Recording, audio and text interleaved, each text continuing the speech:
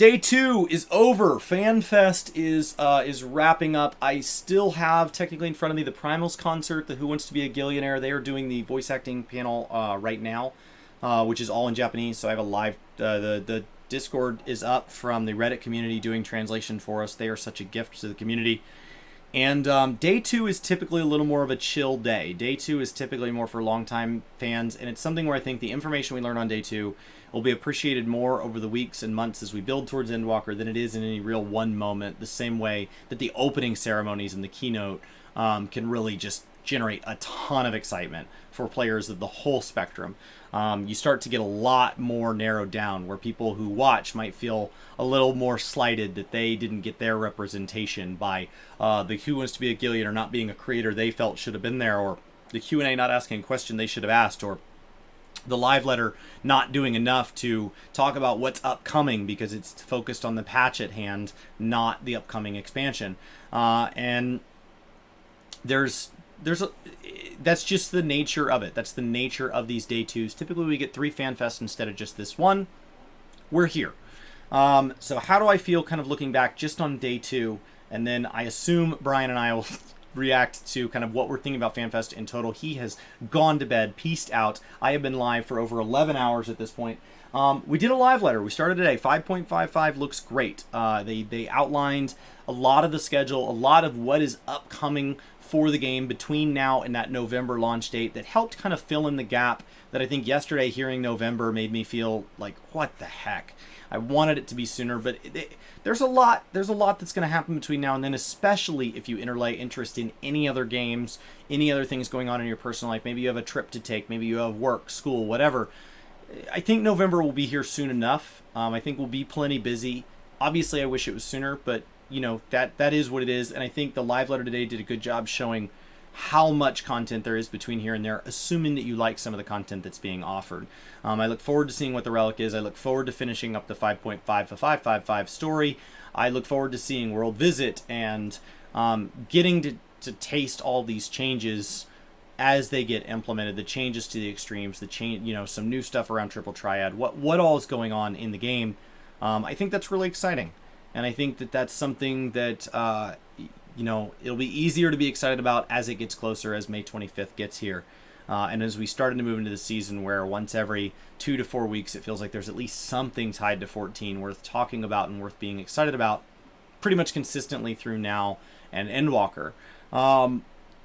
The Q&A was about what I expect from every Q&A. There's 1 to 2 questions that I get really, you know, I'm excited about and I'm excited about the answer to and I appreciate.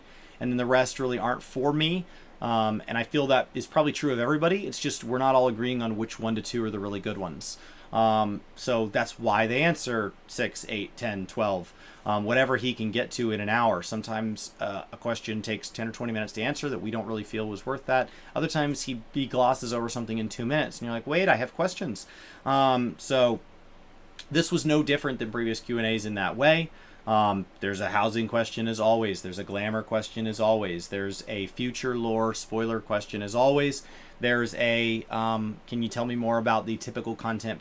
These themes come up all the time, but the answers aren't always exactly the same. So you never know. You know, the Mythic Plus question's been asked to death, and Frosty or Happy, one of them asked it in a recent interview, and there was like an answer that kind of referred to Deep Dungeon, which is an all new answer to that. So I get why we ask it.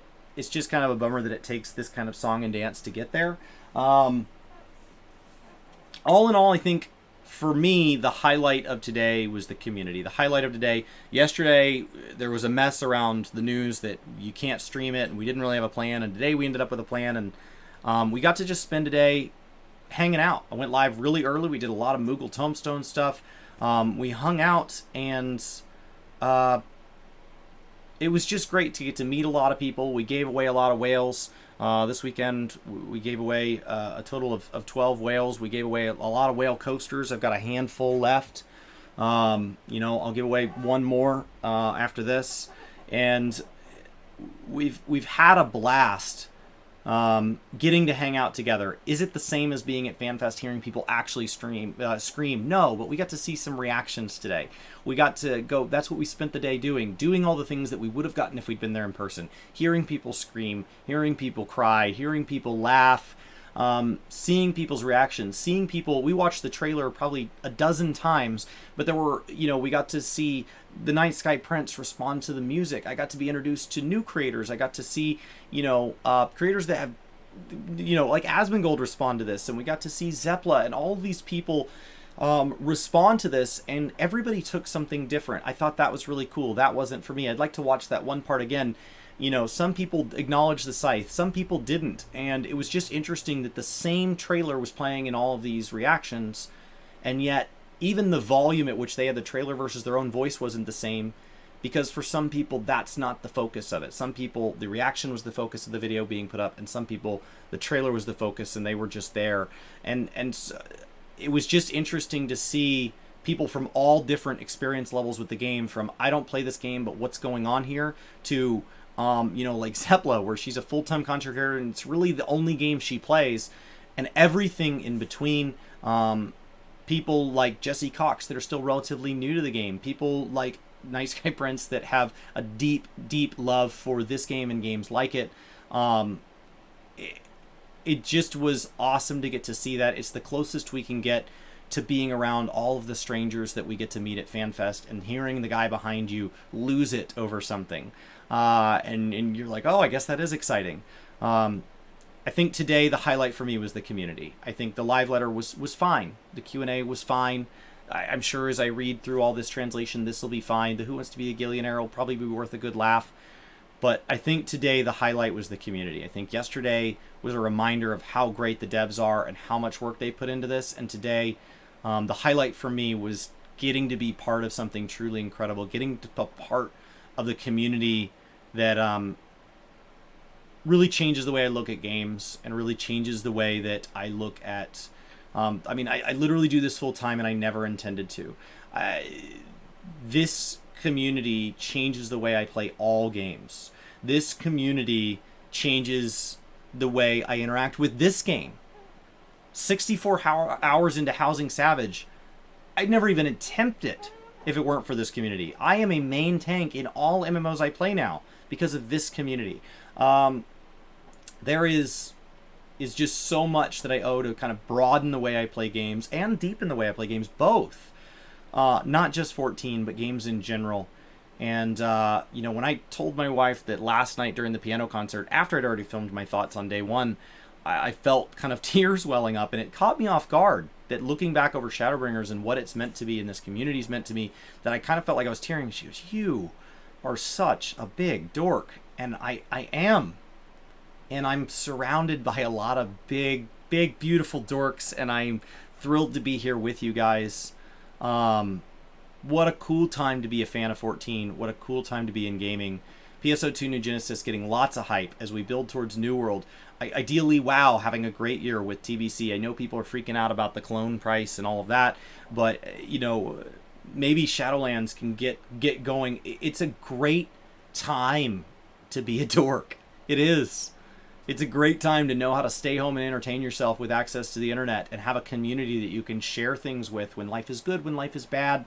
And the one regret about this FanFest as I look back at day 2 is that this couldn't be in person for even part of the community. If even the JP FanFest had gotten to happen for the people in Japan, I think that would have meant something to me, the same way the Oceanic server was such a big announcement this weekend. For me, I think this FanFest is just a reminder of what a great community we're in. It's why I'm a constant person that battles against the gatekeeping that takes place with, you have to play for story, you have to play this way, you have to appreciate this. That's not what the devs say. That's not what the panels say. That's not what they say. They say, as we go into the finale, if you want to appreciate it the deepest possible, yeah, you want to be as prepared as possible. Clear everything. But also, if you're having fun, that's great. I'm not going to... The story writer was like, I'm not going to tell you what the theme for this game is, because the theme is have fun. If I'm not going to tell you what my thought is, because if you're having fun, you're doing it right. It's fine. It's fine. You do you. As long as you're not hurting anybody else. And that's how the devs feel. That's how I feel. I don't know where this weird, I'm going to protect the community from something it doesn't need protecting from. I don't know where that comes from. And I think that this weekend was a great reminder of while we may hear the vocal few come out and represent a portion of the community that we feel like, oh, well, that's not me, there is a huge portion of the community that maybe doesn't take a lot of time to go out and post to Twitter that they're not upset and go out and say thank you to the devs. This is a reminder that the vast majority of the community is just wonderful people trying to have a wonderful time in a wonderful game. And that's true of people who happen to be on the development team for a living, but they're a member of this community and they're a member of this game. And that's true of people who are brand new here and they're downloading the free trial right now. And they're asking us questions about what all this is. It's an incredible community, and I wish we had 2 more FanFests coming. So that's my thoughts at the end of day 2 here. At the end of 11.5 hours live, at the end of not enough sleep, and I had car trouble today and the little bit of time that I was off stream, and life has been plenty hard for plenty of people. But this was a great chance to set aside a preposterous number of hours and just focus on a video game. And that was that's pretty cool. So I just wanted to kind of dump these thoughts while they're still fresh before I go try to sleep, and just a chance to talk about everything related to this game and this community and this event and gaming, kinda.